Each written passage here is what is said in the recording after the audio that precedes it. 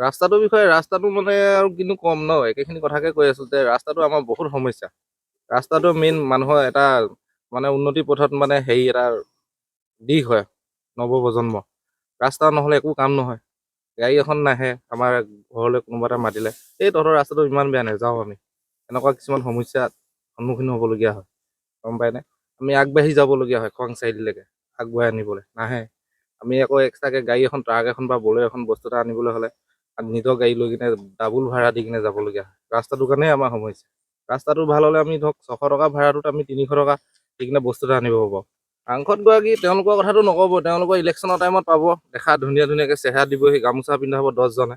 কিন্তু ইভাগে আপোনাৰ এতিয়া ৰাস্তাটো যে বেয়া হ'ল, আজি কিমান বছৰ হৈ গ'ল এইটো ৰাস্তা বেয়া হ'ল। আপোনালোকে চাব পাৰে এইটো ভিডিঅ'ত, আপোনালোকৰ এইটো কিমান ডাঙৰ ডাঙৰ এটা প্ৰকাণ্ড গাঁত, গম পায়নে? এইটো গাঁতত মানে এনেকুৱা হয়, বৰষুণ দিলে আপুনি ইয়াত পাৰ হৈ যাবলৈ, খোজকাঢ়ি পাৰ হ'বলৈ চিন্তা কৰিব লাগিব। গাড়ীখন যায়, গাড়ীখন ধুনীয়াকৈ পাৰ হ'ব, আপোনাৰ ডুবি যাব, বাইকখনৰ আধা চকা ডুবি যাব, তেনেকুৱা হয়। এইডাল একদম ডাঙৰ এটা প্ৰকাণ্ড গাঁত। কোনো এডোখৰ ৰাস্তা 100 মিটাৰ ভিতৰত 10টা ওপৰত গাঁত আছে, ইমান ডাঙৰ গাঁত। 100 মিটাৰ ৰাস্তা ক'ৰবাত ভাল বুলি আপুনি ক'ব নোৱাৰে। বাঘতলিৰ পৰা আপোনাৰ একদম শিলপুটালৈকে ইমান ডাঙৰ এটা মানে হেৰি হয়। মই আজিলৈকে মই জনা হোৱা পাওঁ মানে ইলেকশ্যন অকল ফটোতে দেখি পাইছোঁ তেওঁক, এইজন যে আমাৰ সাংসদ হয়, কিবা হয়।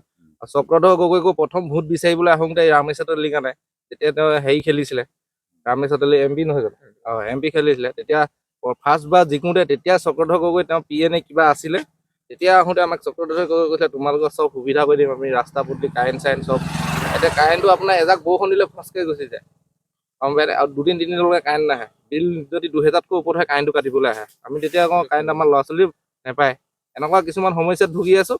চৰকাৰখনে কিন্তু অকল তেওঁলোকৰ নিজৰ কথাই চিন্তা কৰে, সেইটো কাৰণে চিন্তা নকৰে। তেওঁলোকে ইয়াত কাৰোবাৰ ঘৰত যদি তেওঁলোকৰ অকণমান ৰিলেশ্যন মানে এইবিলাক মেম্বাৰৰ ঘৰত যদি সকাম এখন পাতে, তেতিয়া তাতো আকৌ 50জন 100জন মানুহ গোট খাব।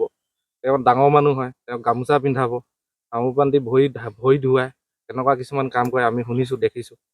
বিশেষকৈ আমি ক'বলৈ নাযাওঁ, আমিতো আমাৰ সেইবোৰ ভাগত আমি একোৱেই নাই, কাম কৰি খোৱা লোৱা। খালি আপোনালোকে অহাৰ কাৰণে এইটোৱে ভাল পাইছোঁ যে আমাৰ ৰাস্তাটো অকণমান সোনকালে হওক, আপোনালোকৰ যোগেদিয়ে মানে আমি তেওঁলোকলৈ বাৰ্তা পঠিয়াইছোঁ। ইভাগে একো নাই, তাৰমানে এই বাৰ্তাটো এইটো কাৰণে পঠিয়াইছোঁ, আমি গৈতো তেওঁলোকক লগ কৰিব নোৱাৰোঁ। তেওঁলোকৰ আগে পিছে ডাঙৰ চাইলেণ্ট লগা, হুইছেল লগা গাড়ী ঘূৰি ফুৰে। আমি এইবোৰ গ'লে আমাৰ গাড়ীবোৰ ছাইড কৰি দিয়ে, তহঁতি মৰিলেও মই ছাইড হৈ দে ৰাস্তাৰ পৰা, মেইন ৰাস্তাত। কিন্তু এতিয়া আমাৰ কি হ'ল, আমাৰ গাঁও ৰাস্তাটো আমাক ঠিক কৰি দিলে আমাৰ সমস্যাটো সমাধান হ'ব বুলি ভাবোঁ।